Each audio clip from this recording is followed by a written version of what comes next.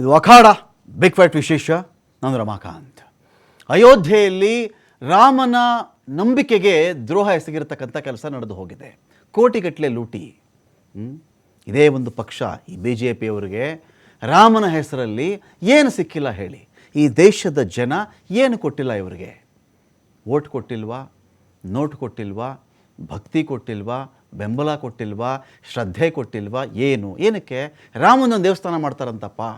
ಇಟ್ಟಿಗೆ ಕೊಟ್ಟವರಿದ್ದಾರೆ, ಬೆಳ್ಳಿ ಇಟ್ಟಿಗೆ ಕೊಟ್ಟವರಿದ್ದಾರೆ, ಚಿನ್ನದ ಇಟ್ಟಿಗೆ ಕೊಟ್ಟವರಿದ್ದಾರೆ. ನನ್ನ ದೇಶದಲ್ಲಿ ರಾಮ ಹುಟ್ಟಿದ ಅಂತ ನಂಬಿಕೊಂಡಿದ್ದಂಥ ಒಂದು ನೆಲದಲ್ಲಿ ರಾಮನ ಅದ್ಭುತವಾಗಿರತಕ್ಕಂತಹ ವೈಭವೋಪೇತ ಒಂದು ದೇಗುಲ ನಿರ್ಮಾಣ ಆಗುತ್ತೆ ಅಂತ ಹೇಳಿ ದೇಶದ ಜನ ಕೊಟ್ಟರು.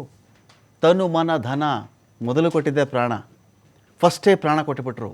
ಪ್ರಾಣ ಕೊಟ್ಟಾಯಿತು, ತನು ಮನ ಧನ ಕೊಟ್ಟಾಯಿತು, ವೋಟ್ ಕೊಟ್ಟಾಯಿತು, ಅಧಿಕಾರ ಕೊಟ್ಟಾಯಿತು, ನಂಬಿಕೆ ಕೊಟ್ಟಾಯಿತು, ಶ್ರದ್ಧೆ ಕೊಟ್ಟಾಯಿತು.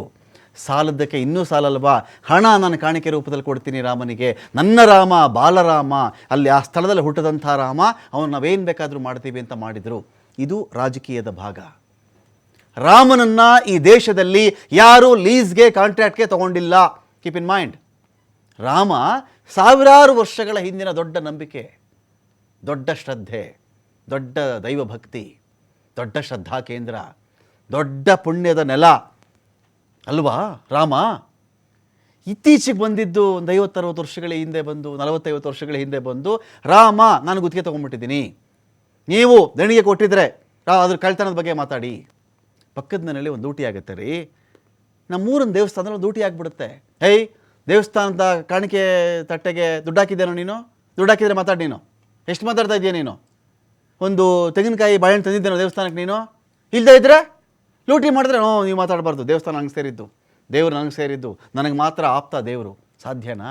ಈ ತರಹದ ನೀಚ ಮಟ್ಟದ ಹೇಳಿಕೆಗಳನ್ನು ಕೊಟ್ಟುಕೊಂಡು ಆ ಅಯೋಧ್ಯೆಯ ಕಳ್ಳತನವನ್ನು ಸಮರ್ಥನೆ ಮಾಡಿಕೊಂಡು ಇದ್ರ ಬಗ್ಗೆ ಯಾರು ಮಾತನಾಡಬೇಕು, ಯಾರು ಮಾತನಾಡಬಾರದು ವರ್ಗೀಕರಣ. ಯಾರಿಗೆ ರಾಮ ಸೇರಿದ್ದು ವರ್ಗೀಕರಣ. ರಾಮನನ್ನು ಯಾವಾಗ ಲೀಸ್ ತೊಗೊಂಡ್ವಿ ನಾವು? ಕಾಂಟ್ರಾಕ್ಟ್ಗೆ ಅವನನ್ನು ಬೊಗ್ಗಿಗೆ ಯಾವಾಗ ತೊಗೊಂಡ್ವಿ? ಕಾಂಟ್ರಾಕ್ಟ್ಗೆ ಯಾವಾಗ ತೊಗೊಂಡಿದ್ದೀವಿ? ಬಾಡಿಗೆಗೆ ಯಾವಾಗ ತೊಗೊಂಡಿದ್ದೀವಿ? ಈ ಥರ ಮಾತನಾಡುವಂಥ ಒಂದು ವರ್ಗ ಇದೆಯಲ್ಲ, ಇದಕ್ಕಿಂತ ವಿಷಾದ, ದುಃಖ, ಅಸಹ್ಯ ಏನಾದರೂ ಇದೆಯಾ? ಎಲ್ಲರ ನಂಬಿಕೆ, ಎಲ್ಲರ ಶ್ರದ್ಧೆ ರಾಮನ ಬಗ್ಗೆ. ಎಷ್ಟೋ ಜನಕ್ಕೆ ಅಯೋಧ್ಯೆ ಹೋಗೋಕೆ ಆಗಿಲ್ಲ ರೀ. ಆಗಿಲ್ಲ. ಮನನಲ್ಲೇ ಶ್ರೀರಾಮ ಅಂತಾರೆ, ರಾಮನವಮಿ ಆಚರಿಸ್ತಾರೆ. ಈಗ ಆಚರಿಸೋರೆಲ್ಲ ಅಯೋಧ್ಯೆಗೆ ಹೋಗಿದ್ದಾರಾ? ಇಲ್ಲ. ಪಾನಕ ಕೊಡ್ತಾರೆ, ಹೆಸರುಬೇಳೆ ಕೊಡ್ತಾರೆ, ನೀರು ಮಜ್ಜಿಗೆ ಕೊಡ್ತಾರೆ ಬೇಸಿಗೆಯಲ್ಲಿ ರಾಮನವಮಿ ಎಂದು. ದಾರಿ ಹೋಗರು ಕರೆದು ಕರೆದು ಕರೆದು, ನೀವು ಕಾರಲ್ಲಿ ಹೋಗ್ತಿರೋ, ಬಸ್ಸಲ್ಲಿ ಹೋಗ್ತಿರೋ, ನಡ್ಕೊಂಡು ಹೋಗ್ತಾ ಇದ್ದೀರೋ, ಆ ಜನ ಕೊಡ್ತಾರಲ್ಲ, ಶ್ರದ್ಧೆ ರೀ, ರಾಮನ ಮೇಲಿನ ಪ್ರೀತಿ. ಎಷ್ಟು ಹಳ್ಳಿಗಳಲ್ಲಿ ಅಯೋಧ್ಯೆಗಿಂತ ಮುಂಚೆ ಹನುಮನ ಮಂದಿರಗಳಿಲ್ಲ, ಮುತ್ತರಾಯ ಸ್ವಾಮಿ ಗುಡಿಗಳಿಲ್ಲ, ಆಂಜನೇಯನ ದೇವಸ್ಥಾನಗಳಿಲ್ಲ. ಇದೆ ಅಲ್ವಾ? ಅಂಥ ನಂಬಿಕೆ ಇಟ್ಕೊಂಡು ಒಂದು ದೇವಸ್ಥಾನ ಕಟ್ಟಿ ಇವ್ರಿಗೆ ಆ ದೇವಸ್ಥಾನನ 3-3/4 ದಿನ ನೋಡ್ಕೊಳ್ಳೋಕೆ ಯೋಗ್ಯತೆ ಇಲ್ಲ ಅವ್ರುಗಳಿಗೆ ಅಂತ ಹೇಳಿದ್ರೆ ಕಳ್ಳತನ ಅಂತೆ. ಯಾರೋ ಹೋಗ್ತಾನೆ, ಭಾವಾತಿರೇಕ, ಭಾವೋದ್ವೇಗ, ಉಂಗುರ ಹಾಕ್ಬಿಡ್ತಾನೆ ಕಾಣಿಕೆ ಹುಂಡಿಗೆ. ಇನ್ಯಾರೋ ಹೋಗ್ತಾನೆ, ಚೈನ್ ಹಾಕ್ಬಿಡ್ತಾನೆ. ಇನ್ಯಾರೋ 100 ಬೆಳ್ಳಿ ಇಟ್ಟಿಗೆ ಕೊಟ್ಟಿದ್ದಾರಂತೆ, ರಸೀದಿ ಕೊಟ್ಟಿಲ್ಲ ಅವರ ಯೋಗ್ಯತೆಗಳಿಗೆ. ಲೂಟಿನ ಅದು? ಇಲ್ಲೊಬ್ಬ ಬ್ಯಾಂಕಲ್ಲಿ ಕದ್ದುಬಿಟ್ರೆ ಲೂಟಿ, ಇಲ್ಲೊಬ್ಬ ಪಿಕ್ ಪ್ಯಾಕೆಟ್ ಮಾಡಿಬಿಟ್ರೆ ಲೂಟಿ, ಒಬ್ಬ ಚೈನ್ ಕದ್ದುಬಿಟ್ರೆ ಲೂಟಿ. ಇಲ್ಲಿ ಒಬ್ಬ ನಮ್ಮ ಕೇರಳದಲ್ಲಿ ಒಂದು ಕಡೆ ಯಾರೋ ಅನ್ನದ ಪ್ಯಾಕೆಟ್ ಕದ್ದುಬಿಟ್ಟ ಅಂತ ಹೊಡೆದು ಸಾಯಿಸ್ಬಿಟ್ರೆ ನಮ್ಮ ದೇಶದಲ್ಲಿ. ಅನ್ನದ ಪ್ಯಾಕೆಟ್ ಅಷ್ಟೇ, ಮಧು ಅಂತ ಹುಡುಗನ ಹೆಸರು. ಜೀವಾವಧಿ ಆಯಿತು ಬಿಡಿ, ಒಂದು 12 ಜನಕ್ಕೆ, ಅದು ಬೇರೆ ವಿಚಾರ. ಹೀಗೆಲ್ಲ ಕೋಟಿ ಕೋಟಿ ದುಡ್ಡನ್ನು, ರಾಮನ ಹೆಸರಿನ ದುಡ್ಡನ್ನು, ಭಕ್ತಿಯ ದುಡ್ಡನ್ನು, ಶ್ರದ್ಧೆಯ ದುಡ್ಡನ್ನು ಕದೀತಾ ಇದ್ದರೆ ಇವರೇನು ಮಾಡ್ತಾಯಿದ್ರು? 42 ದಿನ ಬರೋಬ್ಬರಿ 70 ಬಾರಿ ಕಳ್ಳತನ. ನಿಮಗೊಂದು ಆ್ಯಾವ್ರೇಜಲ್ಲಿ ಹೋಗ್ಬಿಟ್ರೆ ನಾವು ಪ್ರತಿ ಒಂದು ದಿನಕ್ಕೆ 2 ಬಾರಿ ಕಳ್ಳತನ ಮಾಡಿದ್ದಾರೆ ಇಲ್ಲಿ. ಆ್ಯಾವ್ರೇಜ್ ನಾನು ಮಾತಾಡ್ತಿರೋದು. ಒಂದು ದಿನಕ್ಕೆ ಸರಾಸರಿ 2 ಬಾರಿ ಅಲ್ಲಿ ಹುಂಡಿ ಕಾಣಿಕೆ ಪೆಟ್ಟಿಗೆಯ ಕಳ್ಳತನ ಆಗಿದೆ. ಕ್ಯಾಮ್ರಾ ಇದೆ, CC ಕ್ಯಾಮ್ರಾ ಇದ್ಕೊಳ್ಳುತ್ತೆ. ಅದಕ್ಕೆ ಅಡ್ಡ ನಿಂತ್ಕೊಳ್ಳೋ ಒಬ್ಬ, ಈ ಕಡೆ ಇನ್ನೊಬ್ಬ ನೋಟು, ಕಂತೆ, ದುಡ್ಡು ಜೇಬಿಗಿಳಿಸ್ಕೊಂಡ, ಕಂತೆ ಒಳಗಡೆ ತುರುಕದ. ಅಲ್ಲಿ ಆ ಟ್ರಸ್ಟ್ನವರು, ಅಲ್ಲಪ್ಪ ನೀವು ದೇವಸ್ಥಾನದಲ್ಲಿ ಈ ಥರ ಇದೆ, ನೀವು ಬ್ಯಾಂಕಿಂದ ಬಂದು ಯಾರಾದರೂ ಎಣಿಸ್ಬಿಟ್ಟು ತೊಗೊಂಡು ಹೋಗಿ ಅಂದರೆ ಸಬ್ ಕಾಂಟ್ರಾಕ್ಟ್ ಕೊಟ್ರಂತ ಅವರು. ನಮ್ಮ ಕೈಲಿ ಎಣ್ಸೋಕ್ಕಾಗಲ್ಲ, ಇನ್ನೊಬ್ರಿಗೆ ಕಾಂಟ್ರಾಕ್ಟ್ ಆ ಕಾಂಟ್ರಾಕ್ಟ್ ಕೊಟ್ಟವರಲ್ಲಿದ್ದಂಥವ್ರು ಈ ಕಳ್ಳರು ಎಣ್ಸಕ್ಕೆ ಬಂದಿದ್ರಲ್ಲ ಇವರು. ಹೋಗೋದು ಬ್ಯಾಂಕಿಗೆ ತುಂಬದಂತೆ ಮಾಡೋದು, ತಿಂದಿದ್ದು, ತೆಗಿದ್ದು, ಫಾರ್ಮ್ ಹೌಸ್, ಐಷಾರಾಮಿ ಕಾರುಗಳು, ಬೈಕ್ಗಳು, ಮನೆ, ಆಸ್ತಿ, ಸ್ವತ್ತು ಮಾಡಿದ್ದು ಯಾರು? ಈ ದೇಶದಲ್ಲಿ ಒಬ್ಬನೇ ಒಬ್ಬ ವ್ಯಕ್ತಿ ಹೇಳಿಬಿಡಲಿ, ಯಾವನೋ ಒಬ್ಬ ಫಾರ್ಮ್ ಹೌಸ್ ತೊಗೊಳಕ್ಕೆ ನಾನು ರಾಮ ಮಂದಿರಕ್ಕೆ ಹೋಗ್ಬಿಟ್ಟು 1000 ರೂಪಾಯಿ ದುಡ್ಡು ಹಾಕಿದೆ, ನಾನು ನನ್ನ ಚೈನ್ ಹಾಕಿದೆ, ಅಲ್ಲಿ ನಾನು ಉಂಗುರ ಹಾಕಿದ್ದೀನಿ, ಚಿನ್ನವನ್ನು ಕಾಣಿಕೆ ಕೊಟ್ಟಿದ್ದು ಹೇಳಿ ನೋಡೋಣ. ಇಲ್ಲ ಅಲ್ಲ, ಇಲ್ಲ ಅಲ್ಲ. ಯಾರು ಇವನು ತಿಂದು ತೇಗ್ಲಿ ಕೊಬ್ಬಲಿ ಅಂತ ಮಾಡಿದಾರ ಯಾರಾದರೂ? ಇಲ್ವಲ್ಲ. ಅದಕ್ಕೂ ಒಂದು ಸಮರ್ಥನೆ. ಅಸಹ್ಯದ ಪರಮಾವಧಿ ರೀ ಇದು, ಅಸಹ್ಯದ ಪರಮಾವಧಿ. 22 ಲಕ್ಷ ಮಕ್ಕಳು ಎಕ್ಸಾಮ್ ಬರೆದ್ರು, 10 ಮಕ್ಕಳು ಸೂಸೈಡ್ ಮಾಡಿಕೊಂಡ್ರು ಒಬ್ಬನ ಯೋಗ್ಯತೆ ಅಲ್ಲ ರಾಜೀನಾಮೆ ಕೊಡಲಿಕ್ಕೆ. ಸೊ ಹುಟ್ಟುಹಬ್ಬ ಆಚರಿಸ್ಕೊಂಡು ಆ ಸತ್ತೋಗೋರಿಗೆ ಅಣಕಿಸ್ತಾ ಇದ್ದಾನೆ ಆ ವ್ಯಕ್ತಿ, ಶಿಕ್ಷಣ ಮಂತ್ರಿ. ನಾಲಾಯಕಗಳು ಇವರೆಲ್ಲರೂ, ನಾಲಾಯಕಗಳಲ್ವೇನ್ರಿ ಇವರೆಲ್ಲರೂ? ಹುಟ್ಟುಹಬ್ಬ ಆ ಮನೆಗಳೆಲ್ಲ ಸೂತಕ ಇನ್ನೂ ಆರಿಲ್ಲ ರೀ, ಸೂತಕ ಆರಿಲ್ಲ, ತಿಂಗಳ ತಿಥಿ ಮಾಡಿಲ್ಲ ಆ ಮನೆಗಳಲ್ಲಿ. ಈ ಮನುಷ್ಯ ನಮ್ಮ ದೇಶ ಶಿಕ್ಷಣ ಮಂತ್ರಿ ನಾಲಾಯಕ್ ಫೆಲೋ ಹುಟ್ಟುಹಬ್ಬ ಮಾಡ್ಕೊಳ್ಳೋದಂತೆ. ಅದಕ್ಕೆ ಯಾರೋ ಬರೆದಿದ್ರು, ನೀನು ಹುಟ್ಟುಹಬ್ಬ ಮಾಡ್ಕೊಂಡು ಖುಷಿಯಾಗಿದೆಯಲ್ಲಪ್ಪ, ನಿನ್ನ ಅರ್ಧ ಏಜು ಆಗಿಲ್ಲ, ಆ ಮನೆಗಳಲ್ಲಿ ಆ ಮಕ್ಕಳ ದೀಪಗಳು ಆರು ಹೋಗ್ಬಿಟ್ವು ಅಂತ. ಜವಾಬ್ದಾರಿ ಇಲ್ಲ.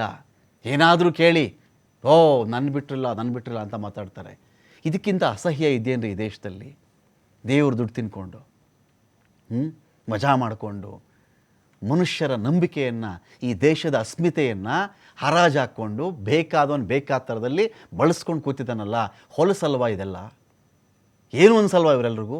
ಎಲ್ಲ ವಿಚಾರಕ್ಕೆ ಸಂಬಂಧಪಟ್ಟಂತೆ ಡಿಬೇಟ್ ಸ್ಟಾರ್ಟ್ ಮಾಡ್ತಾ ಇದ್ದೀನಿ. ಪಾಲ್ಗೊಳ್ಳೋದಕ್ಕೆ ದರ್ಶನ್ ಇದ್ದಾರೆ, ಜೊತೆಲಿ ಕಾಂಗ್ರೆಸ್ನ ವಕ್ತಾರರು. ಸ್ವಾಗತ ದರ್ಶನ್ ತಮಗೆ ಒಂದು ಡಿಬೇಟ್ಗೆ. ಇಷ್ಟಲ್ಲೇ ನಮ್ಮನ್ನು ರಾಜಶೇಖರಾನಂದ ಶ್ರೀಗಳು ಜಾಯ್ನ್ ಆಗಿದ್ದಾರೆ, ವಜ್ರದೇಹಿ ಮಠದ ಶ್ರೀಗಳು. ಸ್ವಾಗತ ರಾಜಶೇಖರಾನಂದ ಶ್ರೀಗಳೇ ಡಿಬೇಟ್ಗೆ. ನಾನು ಮೊದಲು ನಿಮ್ಮನ್ನೇ ಕೇಳಿಬಿಡ್ತೀನಿ ಶ್ರೀಗಳೇ, ನಿಮ್ಮನ್ನೇ ಕೇಳಿಬಿಡ್ತೀನಿ.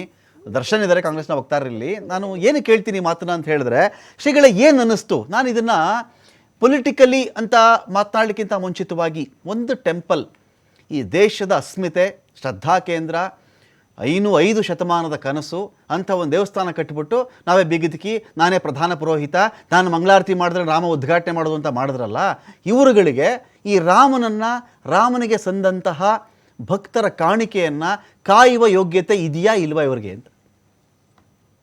ಈಗ ಪ್ರಶ್ನೆ ಇರುವುದು, ಅಡ್ಮಿನಿಸ್ಟ್ರೇಟಿವ್ ಏನಿದೆ ಆ ಅಡ್ಮಿನಿಸ್ಟ್ರೇಟಿವ್ ಈ ವಿಷಯದಲ್ಲಿ ಫೈಲ್ ಆಗಿದೆ ಅನ್ನೋದು ಮೇಲ್ನೋಟಕ್ಕೆ ಸಾಬೀತಾಗುವ ವಿಷಯ.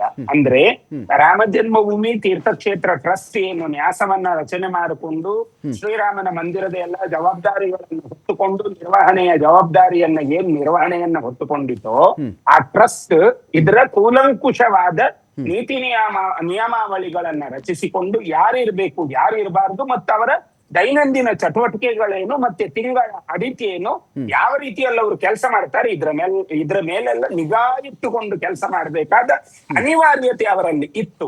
ಪ್ರಾಮಾಣಿಕವಾಗಿ ಕೆಲಸ ಮಾಡಬೇಕಿತ್ತು. ಆದ್ರೆ ಇಲ್ಲೆಲ್ಲೂ ಪ್ರಾಮಾಣಿಕತೆ ತೋರ್ತಾ ಇಲ್ಲ ಅನ್ನುವ ನೋವಿನಲ್ಲಿ ಈ ಡಿಬೇಟ್ ಅಲ್ಲಿ ಬಂದು ಕುಳಿತುಕೊಂಡಿದ್ದೇವೆ.